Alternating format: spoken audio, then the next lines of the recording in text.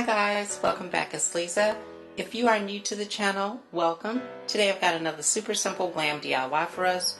We're going to be making some easy and elegant decorative orbs.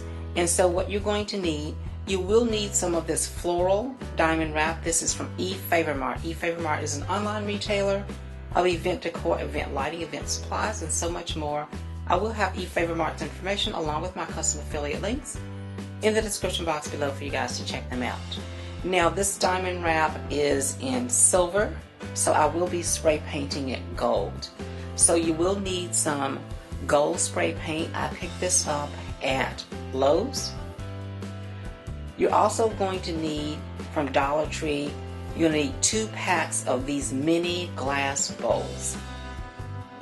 And they're just clear mini glass bowls. They come in a pack of 4, so you will need 2 packs of those.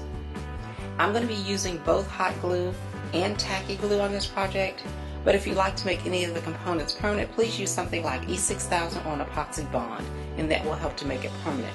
If I decide to use alternate items or additional items, I will list those in the description box below for you as well. Let's get started.